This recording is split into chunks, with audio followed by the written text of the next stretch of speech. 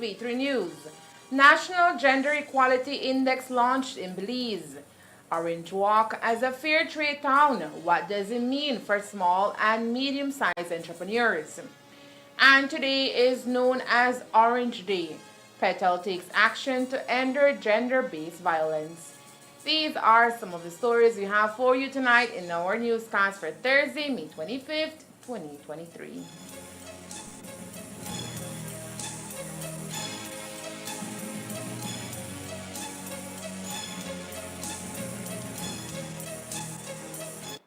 And now, the hottest match of the evening. Get ready for action!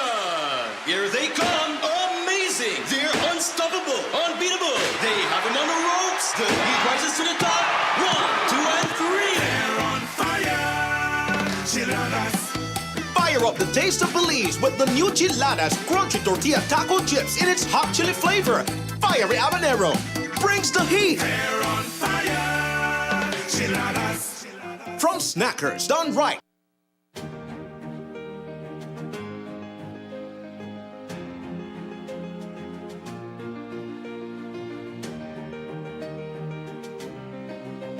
Appreciating the reality of aging hospital infrastructure countrywide, while bearing in mind the increasing risk of hurricanes and floods, this UP administration has ramped up efforts to secure capital for new hospital infrastructure to be established in strategic locations. Earlier this year, we were most pleased to secure a $32 million grant from our partner, the Republic of China, Taiwan, to build a new hospital in San Pedro to serve Ambergski and Kikaka. $32 million. Again, the UDP, they claim they put it into their budget for about 3 years, boasting that they will build the San Pedro Hospital. It was never built. It is going to be built by the People's United Party government.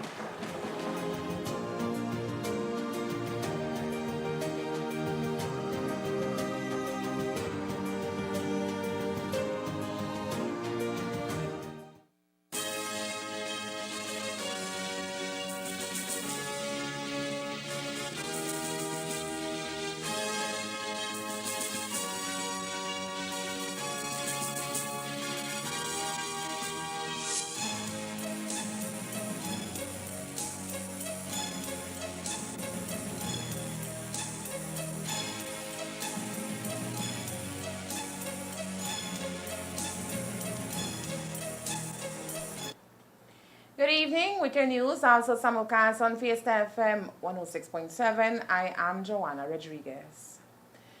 Imagine a world where women and girls have equal access to health care, employment, education, justice, and human rights. That is the goal of the National Gender Equality Index, which was launched today in Belize City. The countrywide survey focuses on identifying systemic barriers to inclusion and support efforts towards advancing gender equality in Belize. The survey was launched today through a partnership with the Love Foundation, the Women's Commission, and the Ministry of Human Development with funding from the U.S. Embassy in Belize. There's always this issue of, in Belize we know that, well, we don't know. There's always this idea that there are more women that are being educated, more women in schools, but still, even though women are more educated, they're still receiving less pay than their male counterparts. So with all this, looking at health care inequality, looking at the pay gaps, looking at the different inequalities across the board, there was a certain level of frustration where we needed to see tangible data, right? And we don't have tangible data. So that level of frustration is what led me to really look at an opportunity to have something that would now be ongoing, where this data will be collected, not just one time, but annually. It would be collected and it would be in a repository that we would be able to use to inform policies, to really say there are 25% of our women in management level positions that are being paid less than the men that are in the same type of positions as they are. We'll finally have the data to inform on those things. So important for statistical data to be collected. I am also with incredible, powerful women, with Special Envoy Briceño, to Deborah with your leadership and vision of Love Foundation, as well as Minister Balderrama Garcia and Michelle Irving and Women's National Commission, really seeing the synergy of the importance of statistical data to understand the disparity and the gender gaps in this country, and making sure that there's a measurement of progress for women's equality. The index, according to Minister of Human Development, Honorable Dolores Balderramos Garcia, seeks to include different stakeholders within the community to gather information that will ensure equity for all Belizeans in various areas. There is so much to do, within the Ministry of Human Development itself, but also with our statutory bodies and partners, that there is absolutely the need for data. And I just really want to take this opportunity to thank Deborah for having that vision and writing the proposal and making sure that we get it out there, so that we can begin to gather the data that we need. For example, we won't be able to help our boys to university level, for example. And you notice I'm using a gender example that one would not expect. We need to get our boys into the high school, tertiary level, and university. We need to have that data, because we're hearing it might be about 2/3 of university students being women. What about our men? But making sure that when it comes to employment, there is some equity and equality there, because women are still lesser paid. So using that as an example, but there is such a great need for data that will inform our policy unit and all our partners. And we're very thrilled to have the Women's Commission as implementer of getting that information to the or from the Statistical Institute, and working with them, and then informing the rest of the work. As a partner and former educator, the Special Envoy for the Development of Families and the Children, Her Excellency Rosana Briceño, today also highlighted the importance of achieving equity in education and merit for all young women and girls in our society. As a former educator, I think, like I said, I brought education with me.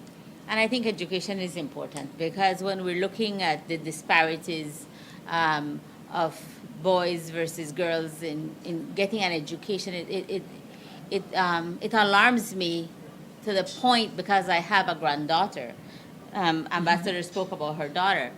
And of course, we all want that our girls, when they marry, if they marry, because they have choices now, to get an equal partner. You don't want that it's unbalanced, and then more than likely, I'm worried, because statistics out there, not in Belize, are reflecting that more girls are getting a higher education. So, like I said, we want that to be at an equal, more balanced level. As the Special Envoy now, my view is that this gender index, I think it's very important, because it will also give the government of Belize a check and balance, especially when it comes to Plan Belize and what they have in place for women. So I think it's going to be a very good indicator of where we are in the second year and a half, I believe, of the government. The Gender Equality Index is expected to be carried out in phases starting in the coming weeks. Millions of people in Mexico have been warned to prepare for a possible evacuation after increased activity from the country's most dangerous active volcano, which has been spewing ash into several nearby towns since last week, according to authorities.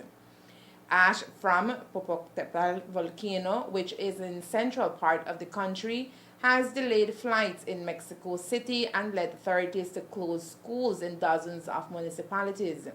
Some 25 million people live in a 60-mile radius of the volcano, which is about 45 miles southeast of Mexico City and located between the states of Morelos, Puebla, and the state of Mexico.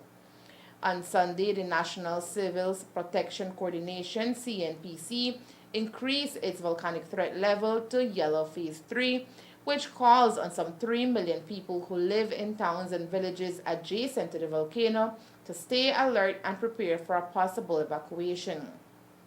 The CNPC also warned of greater volcanic activity and the dispersion of ash into several nearby towns at high speed. It also recommended that residents nearby avoid outdoor activities. With Mexico being our close neighbor, there are concerns about the effects that the smoke and ashes could have to Belize. According to Chief Meteorologist Ronald Gordon, the impact, if any, would be minimal. We are noticing very thin amount of volcanic ash moving across the Yucatan, Belize, and the Northwest Caribbean Sea on satellite imagery. This is very thin, given the distance of the volcano from us. So we are not expecting significant impacts on our weather from this amount of volcanic ash, which is at the very high level of the atmosphere. The haziness that we have been seeing is mostly due to smoke from burning fires in the area, including Belize and across Central America. And of course, people with respiratory conditions should take precaution and at least try to, perhaps wearing a mask would help to alleviate some of the effects. The U.S. Embassy in Mexico issued a warning on Saturday saying the Popocatépetl volcano has exhibited increased activity since May 15th, registering hundreds of tremors and smoke and ash exhalations. The embassy also recommended people not to travel within a 7.5-mile radius of the volcano, citing warnings from local authorities. The volcano has been dormant for decades until it erupted in 1994. Since then, its rumblings have become a part of daily life for residents. Orange Walk is moving one step forward to becoming a Fair Trade certified municipality. As a leader in the global movement to make trade fair, Fair Trade supports and challenges businesses and governments while connecting farmers and workers with the people who buy their products. Apart from certifying producers, Fair Trade is now certifying communities in Latin America and the Caribbean. This news captured the attention of a group of Orange Walkenians who, in 2022, started the process for Orange Walk to become a member of Fair Trade by signing a declaration with the Orange Walk Town Council. With the assistance of the Orange Walk Town Council as the community's governing body, the group is now advancing into becoming certified. As you know, Fair Trade Global Movement is about providing opportunities for the actual producers and greater benefits to the producers of all these good products. How this came about, I must admit that this opportunity was voiced to the town council because it has to involve the municipality. Mm-hmm. So if Orange Walk town becomes a fair trade town, it has to include the municipality. In other words, meaning that it has to get the support of the municipality. So I gotta give thanks to the mayor and his councillors for seeing the vision of this and all the benefits that it brings. In terms of benefits, Fair Trade is part of a global network. Right. So we're going to be looking to help our local producers to improve the quality of their products, the packaging, and how they market their products. And of course, we're going to open new markets where they can sell their products. Mm-hmm. A Fair Trade town actually is recognized globally, and we have hundreds of Fair Trade towns. And what this offers to Orange Walk is that there are certain travelers that look for Fair Trade town. In other words, there are people that believe in the movement, believe what Fair Trade stands for, and then they want to come and support these communities. So you would have Europeans, South Americans that would come to Orange Walk just because Orange Walk is a Fair Trade town. Mm-hmm.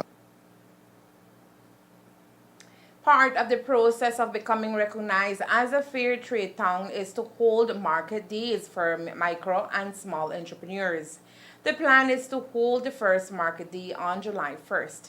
The event will see the participation of Fair Trade's regional representative, Andrea Fuentes.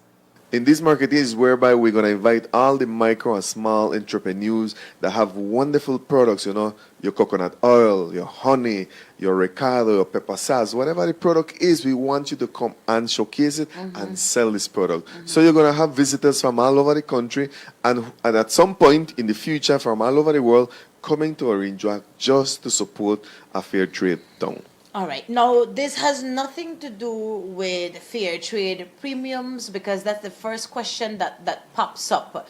The expo, what benefit does it bring for persons who are going to participate? Are we looking at the possibility of their product being sold under fair trade as what we see in some cases in the South? Well, what happened is that they are separate entities. Right? Fair Trade Town more aims to promote local production, local consumption first, right? We want to give our small producers exposure. We want to give them a market where they can sell their products, where they can get publicity, right? To get that traction, right? Fair Trade Organization has already stated that they want to assist in terms of how to market yourself, different types of training that you can get, whether it be marketing, whether it be like your packaging, production. They will provide support to let these producers grow. And hopefully, right, the intention is eventually they may become a fair trade product. And then you can get the exports, you can get international recognition. And likewise, how many tourists and people look for the fair trade brand. Well, hopefully some of our producers can then become fair trade, let's say fair trade honey, down the road, we're talking like 10 years down the road. If they grow to that extent, maybe they can have an international market, they can export, right? That is part of the purpose. Persons interested in taking part in the market, they are asked to sign up promptly.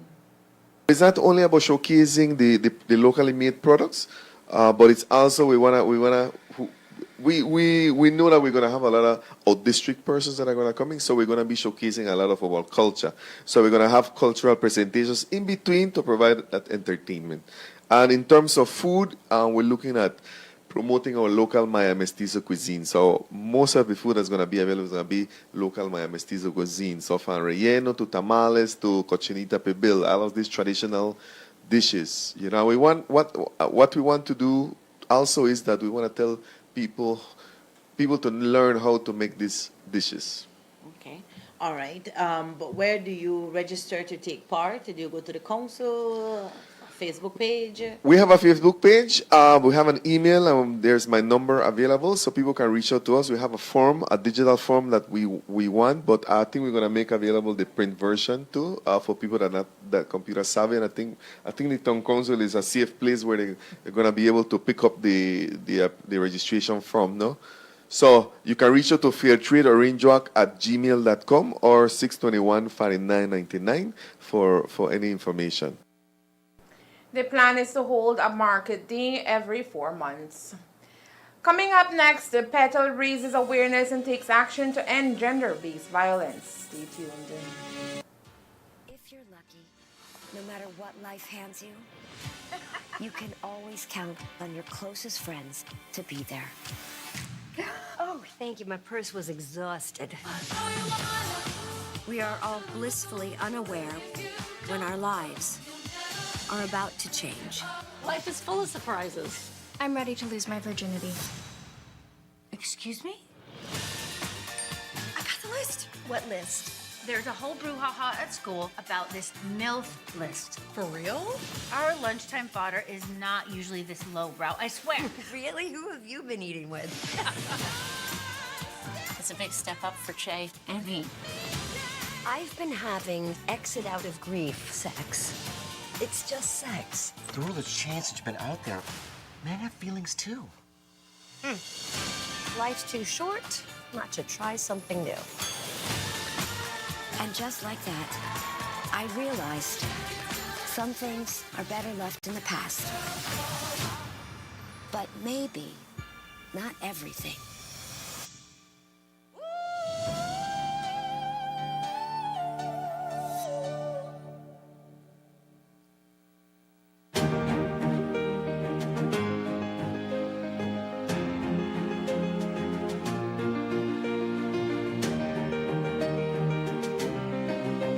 I'm most pleased to report that the nation that we have been able to secure roughly $90 million for the construction of a new 150-bed modern national referral tertiary care hospital in Belize. Given the vulnerability of KHMH to hurricanes and floods, the strategic placement of this hospital in Babapan represents an important part of our climate resiliency building strategy in the provision of health care.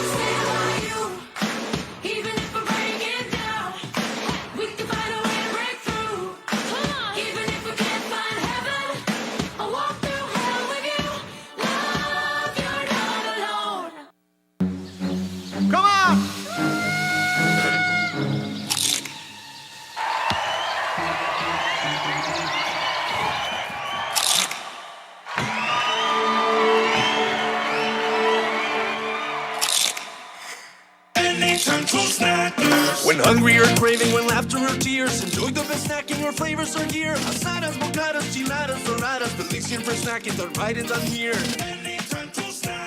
Done right, done here. Internationally, the 25th of each month is commemorated as Orange Day, which seeks to raise awareness and take action to end the gender-based violence against women and girls.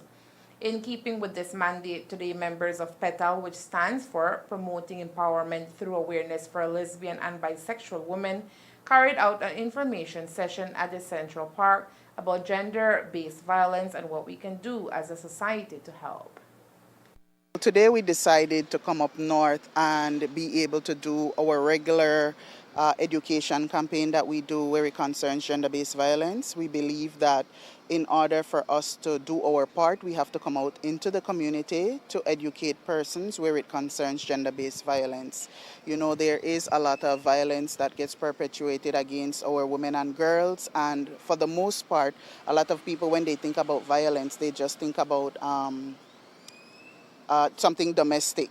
And so coming into the communities to educate them on the different types of gender-based violence and where they can access support. If we are to educate persons or if we are to do more, that it starts with us. And so since 2018, every 25th of the month, we go to a different different area within the country, and we set up the tent and we provide information. You come, you stop. We don't try to take up too much of your time. We try to keep the talk short, maybe 2 minutes, 3 minutes, and provide you with the necessary information. Now, usually when people see us, they expect to see, or when you're going to approach a person, they expect that you're going to bombard them with a whole lot of information and paper. So what we decided to do, it was actually a tactic that we started with some orange bags, because orange is the color to show awareness for gender-based violence, and that used to be what attracted them.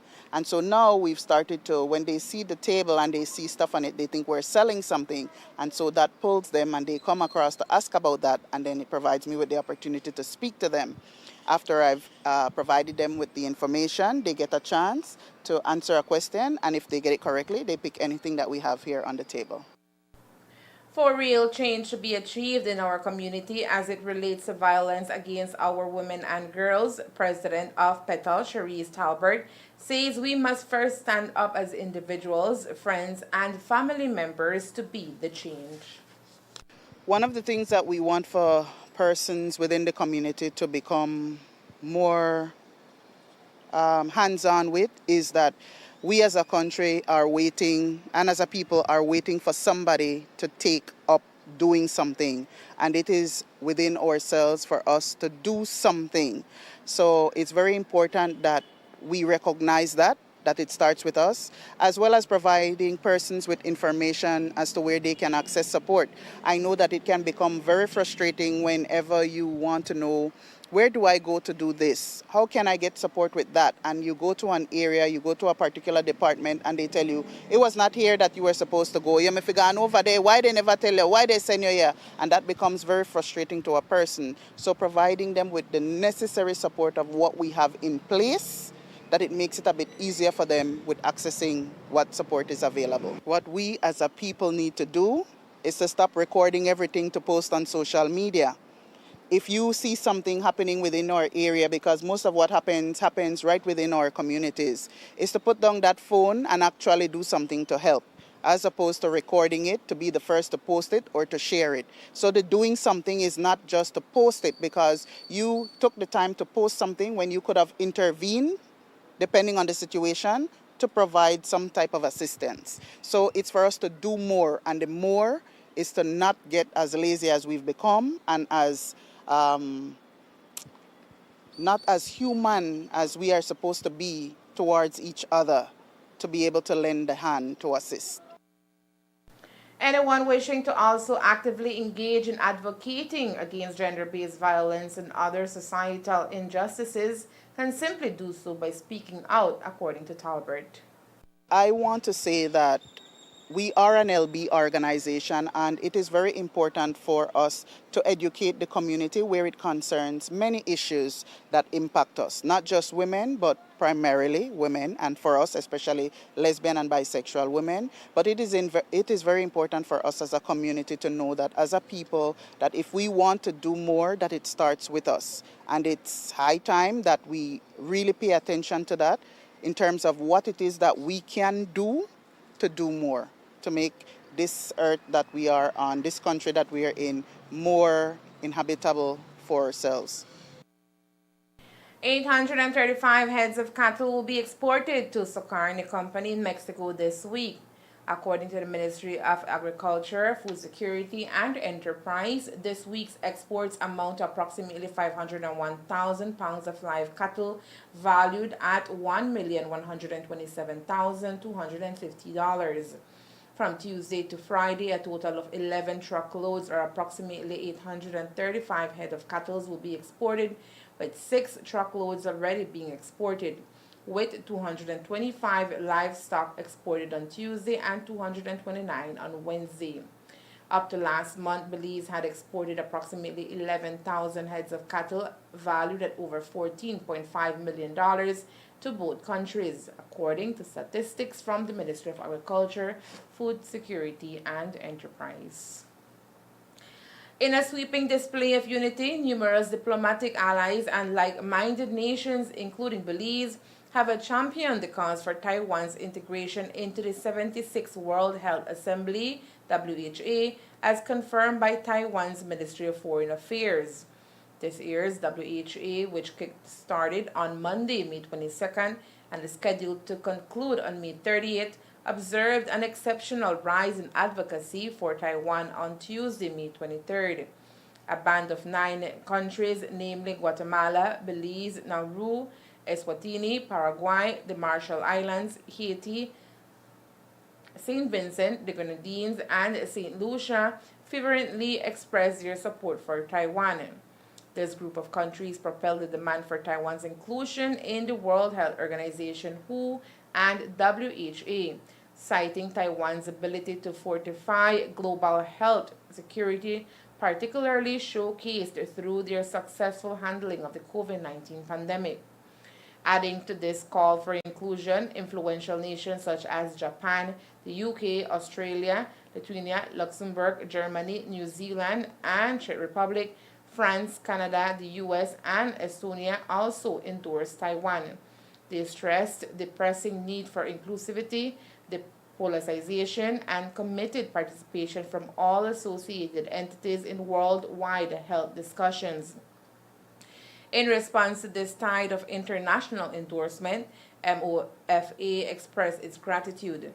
Furthermore, the ministry assured that Taiwan would persist in its close cooperation with diplomatic allies and like-minded countries to build a more resilient global public health system, ensuring the health, well-being, and safety of all humanity. Despite this immense backing, Taiwan has not been included in this year's WHA, reflecting a continuation of the exclusion it has faced since 2016 following the election of President Tsai Ing-wen, which is largely attributed to objections from China. Prior to the WHA, a significant event unfolded as 12 out of Taiwan's 13 diplomatic allies penned letters to WHO Director General Tedros Ghebreyesus urging for Taiwan's involvement in the Health Assembly. In a parallel effort, Taiwan's Health Minister Hsu Zhuhian led a delegation to Geneva, Switzerland, with the aim of liaising with other country representatives to highlight Taiwan's indispensable contribution to global health and rally for the support for their inclusion in future health assemblies. Earlier this week, 29-year-old Kareem Martinez, a former police corporal, was sentenced to 18 years in prison. On April 21st, the officer was found guilty of manslaughter for the shooting death of 14-year-old Laddie Gillett that occurred almost 2 years ago in Placencia. The case of Laddie Gillett, along with others here in the north, including the death of Derek O and DeAndre Chi, both killed in incident involving police officers, have undoubtedly raised concern and much trepidation across the country. Since those very unfortunate incidents which claimed the very young lives, the country has been clamoring for better regulations to be put in place as it relates to police response to incidents involving minors. Today, the Minister of Human Development, Honorable Dolores Balderramos Garcia, spoke on this matter, conceding that change must be made. We continue to work with the police on the rights of children, and children should never be treated in the same way as adults. So by all means, well, I think you've almost answered your own question by saying that it is necessary for us to give that special attention to minors. You cannot treat minors in the same way as adults. On the sentence of the police that carried out that very, very, unfortunate and heinous manslaughter, well, the judge, taking into account every single thing, came down on the side of being stiff. And I think as a country, we have to absolutely respect that. As we told you earlier, this month, the government of Belize is currently in negotiations around the settlement for Derek O's death. The 20-year-old died as a result of a heat stroke after he was left inside a locked police van for over 15 hours under the blazing summer sun at the Corozal police station. 4 officers, namely Sergeant Rosario Romero, Police Constable Alric Borland, who were the detaining officers, Inspector Isaiah Sanchez, who was the commanding officer, and Errol Peralta, who was the driver of the police van, were subsequently charged with manslaughter for negligently causing the death of young Derek O. Minister of Human Development Honorable Dolores Balderramos Garcia today also spoke on the controversial topic of social media and children having access to it. Now, while social media plays an important role in our country as it relates to education and several other development areas, Minister Balderramos says there must be a balance for children who can also be negatively affected by open access to a World Wide Web. So I think that it is necessary for us, from parents at home to teachers at school, to try to limit that social media interaction of minors because they can be exposed to so many negative things. Yes, I just spoke this morning about the need for digital learning and for access to the internet for learning now post-COVID.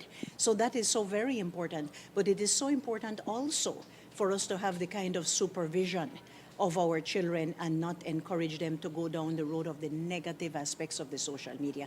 And if we can learn lessons from the United States of what not to do before our children get into that problem, then by all means we need to encourage that. The government of Belize has appointed Maria Arters as the new Contractor General. Today, Arters was officially sworn in as the new Contractor General before Dame Farila Zalam, Governor General of Belize. The Minister, John Briceño, announced Mrs. Arters' appointment at the sitting of the House of Representatives on April 23rd. Her appointment is for a period of 3 years, effective June 1st. Arters succeeds Mr. Omar Mitchell, who held the post since February 2020. And that's the news. We invite you to join us for another newscast on Friday, May 26th here on Ctv3 and Fiesta FM 106.7. Remember that to read a text version of the news, you can visit our website at ctv3belizenews.com. You can also log on to our Facebook page for current stories at facebook.com/ctv3belizenews or our YouTube channel at Ctv3 News BZ. Remember to wash your hands and remain safe. From all of us here at Ctv3 News, thank you for watching and listening. Good night.